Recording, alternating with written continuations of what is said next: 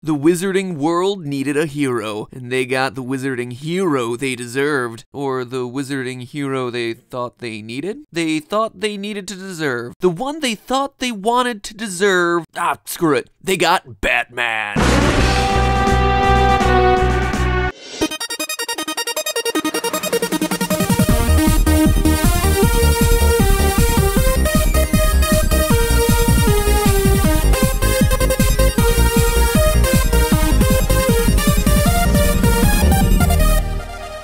The one with the power to vanquish the Dark Lord approaches, born to those who have thrice defied him, born as the 7th month dies. And the Dark Lord will mark him as his equal, but he will have power the Dark Lord knows not, and either must die at the hand of the other, for neither can live while the other survives. The one with the power to vanquish the Dark Lord will be born as the 7th month dies.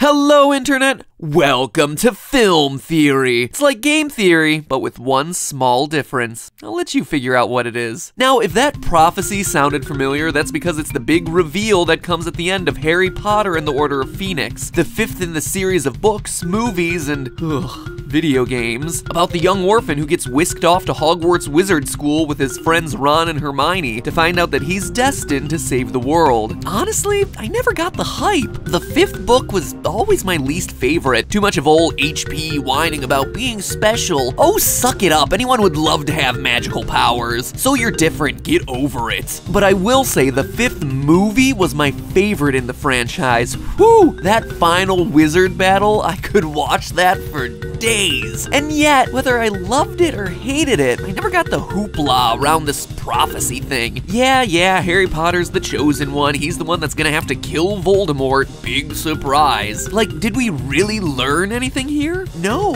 You just had a nice filler book to kill off some of the big characters and then transition to some of the darker installments. It always felt like such an anticlimactic reveal. Well, at least it did, until I started thinking about it. We've all assumed that it was Harry the prophecy was talking about since, you know, it's his name on the book covers, movie posters, and tighty-whities. But what if it was all a cover-up, a ruse, a brilliant PR campaign to take the attention off the other boy who lived, the true hero of the story? And what if this prophecy wasn't just a no-duh moment, but instead a clue hidden out in the open for us careful fans about the identity of the true hero of Hogwarts? Sound crazy? Well, let's break down the prophecy. We know that the Dark Lord refers to Voldemort, the evil wizard with the unfortunate nose job, but the rest of this thing is really unclear. We know that the one with the power to vanquish the Dark Lord must have been born to those who have thrice defied old nose slits over here. Okay, well, Harry seems to fit the bill. His parents, Lily and James Potter, were both members of the Order of the Phoenix, a secret society founded by the Hogwarts headmaster Albus Dumbledore to oppose Voldemort, so they probably did their share of fighting. That said, we've never actually been given 3 specific examples, so, you know, that connection is meh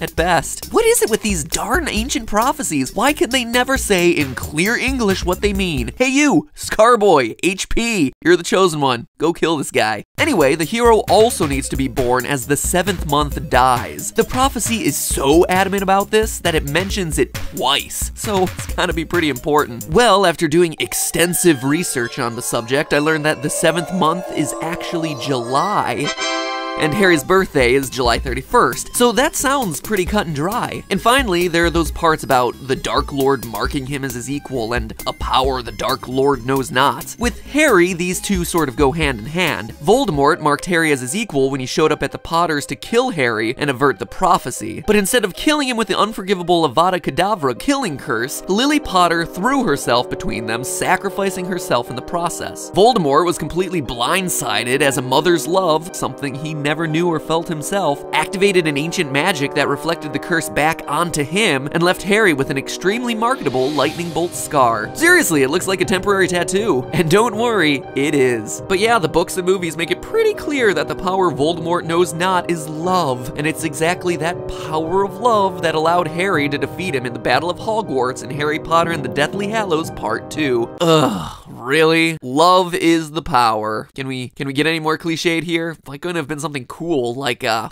don't know, laser beams. Okay, so let's take a second to step back here and look at the terms of the prophecy objectively. If we're being completely honest, if we were able to find another kid who was born at the end of July, had do-gooder parents, and was loved at some point in his life, you actually have yourself a pretty darn valid candidate for hero of the wizarding world. Well, make that one very specific hero candidate. You have yourself Neville Longbottom. Wait, that's him? This guy? Wow, he actually turned out to be quite handsome, didn't he? In a strictly platonic, I'm able to appreciate his handsomeness in a strictly platonic way.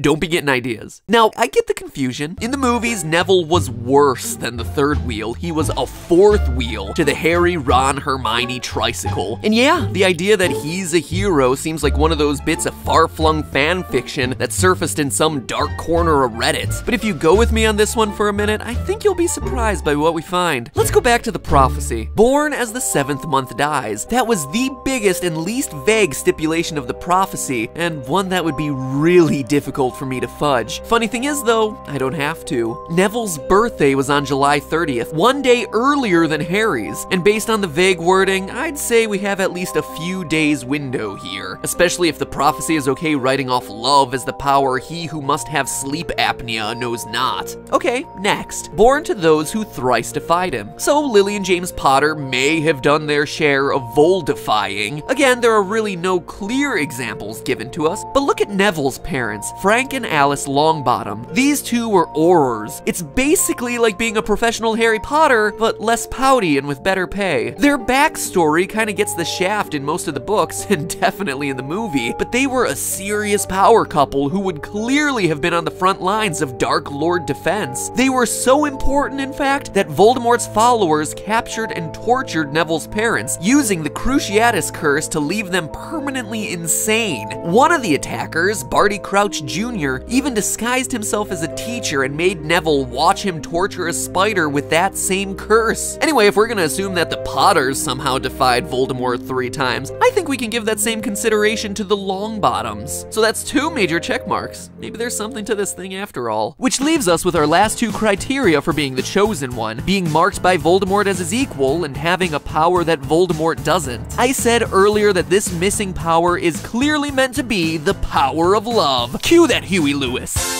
Alright, that's enough. We don't want to challenge copyright police. And the movies and books drive the love point home. But it's unreasonable to rule out that this power could also belong to Neville. We've already established that his parents parallel the dedication of James and Lily Potter. Maybe even more so, as the only way to disable them was to torture them beyond recognition. A prolonged period of torment as opposed to Lily's snap decision to save her son. So we have just as much evidence to believe that Neville has powerful love juice pumping through his veins, just like Harry. Or then again, maybe everyone's wrong and the power Voldemort knows not is herbology. Because let's face it, that's what Neville really excels at. And Harry? Green thumbs, he has not. But then what about Voldemort marking Neville as his equal? The lightning bolt scar, trademarked, and the spell that merged Harry and Voldemort's souls together are pretty solid evidence for Harry being the chosen one. Neville doesn't seem to have that sort of a connection. So have we hit a brick wall here? Is it even possible to make a case for Neville with this one piece of evidence blocking our way? Well, as it turns out, we've been asking the wrong question. It's not whether Harry or Neville are the chosen one, they're both the chosen one at the same time. What would that do? Make them the chosen 2, I guess?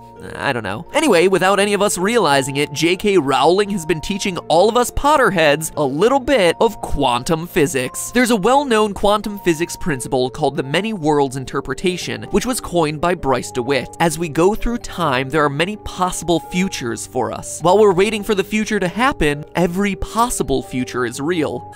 Yeah, that makes a lot of sense. Let me put it this way. I might have cereal for breakfast tomorrow morning, or who knows, I might have leftover cake. Both of those futures are real events. But the many worlds theory says that I decide which one of those real futures I participate in by making the choice to eat that awesome slice of cake. Because, let's face it, we all know that that's the future I'm gonna choose because chocolate icing rocks. And yeah, sure, I'll regret it for the rest of the day, but that alternate future, the one where I'm super lame and choose to eat cereal and probably do some push-ups or whatever, ugh, sucks just thinking about it, but yeah, that's still real too. I just chose not to participate in it. So screw you, health. It was the point where I made the choice to obey my sweet tooth that determined the path that I went down. But history and future still have all those other choices within them. Think of the past and future like a tree with a whole bunch of branches all the way through. We choose which branch to follow, but the whole tree still exists. And that brings us back around to the problem of Harry and Neville. Harry, according to the prophecy, is the chosen one. Neville, according to the prophecy, is also the chosen one. Think about it. We just went through all the reasons either can fulfill the prophecy. There's nothing so remarkable about Harry that makes him more likely of a hero of the wizarding world than Neville, except for one thing,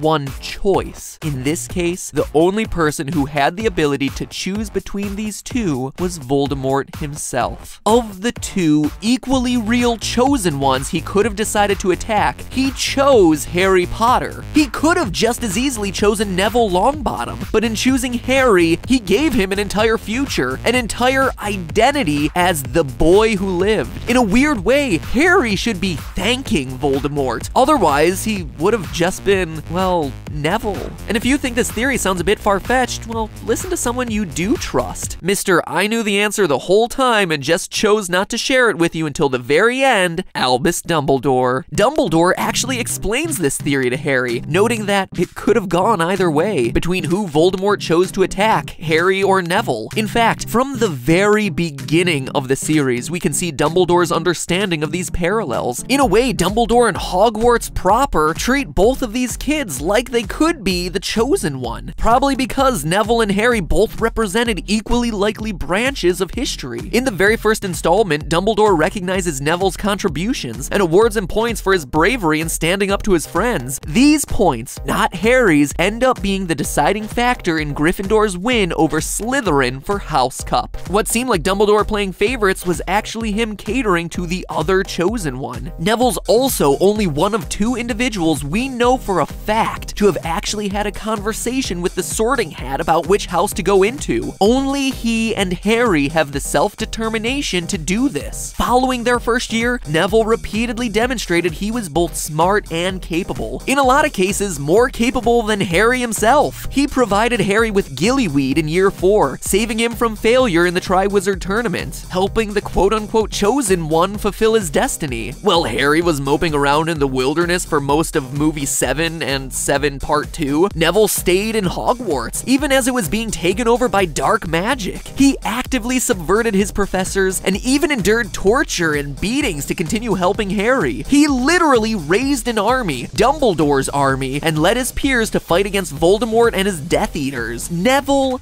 did all of this. Neville Longbottom. Their parallels only get closer as the series ends. In the final battle with Voldemort, it was Neville who pulled the sword of Godric Gryffindor out of the Sorting Hat and then used it to kill Nagini, Voldemort's final Horcrux. It was this and only this specific act that made it possible for Harry to actually finish off Voldemort. The only other person ever to demonstrate this ability, pulling a sword out of the hat, Harry Potter. And in the final moments of the battle in movie 8 part 2 of number 7, when everyone thinks Harry is dead, we see one person step in to take his place, to stand for him directly and fight Voldemort.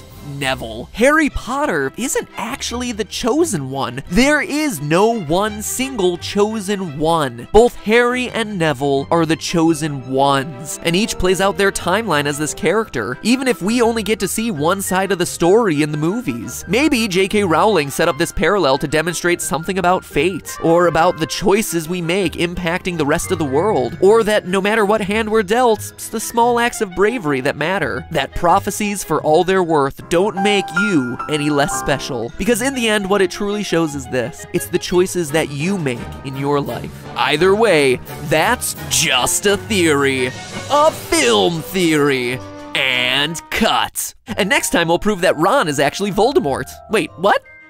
You should continue your film theory marathon by clicking one of the videos over to the right. We have all sorts of good ones for you to watch right now, so keep going, keep watching. Stay the course, man, stay the course. Give the gift that keeps on giving and subscribe. You'll give an angel its wings.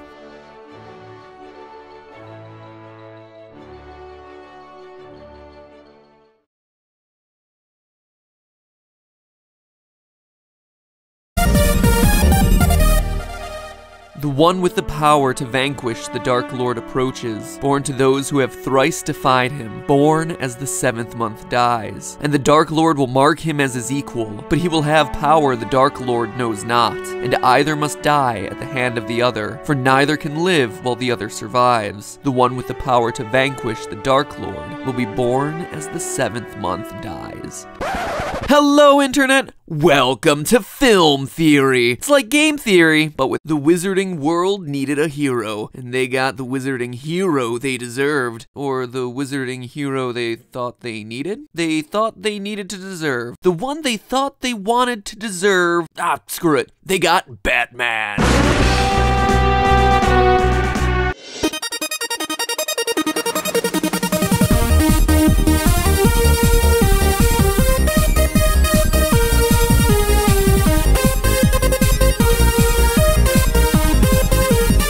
Like such an anticlimactic reveal. Well, at least it did, until I started thinking about it. We've all assumed that it was Harry the prophecy was talking about since, you know, it's his name on the book covers, movie posters, and tighty-whities. But what if it was all a cover-up, a ruse, a brilliant PR campaign to take the attention off the other boy who lived, the true hero of the story? And what if this prophecy wasn't just a no-duh moment, but instead a clue hidden out in the open for us careful fans? Powers. So you're different, get over it. But I will say the 5th movie was my favorite in the franchise. Whew, that final wizard battle, I could watch that for days. And yet, whether I loved it or hated it, I never got the hoopla around this prophecy thing. Yeah, Harry Potter's the chosen one. He's the one that's gonna have to kill Voldemort. Big surprise. Like, did we really learn anything here? No. You just had a nice filler book to kill off some of the big characters and then transition to some of the darker installments. It always felt one small difference. I'll let you figure out what it is. Now, if that prophecy sounded familiar, that's because it's the big reveal that comes at the end of Harry Potter and the Order of Phoenix, the 5th in the series of books, movies, and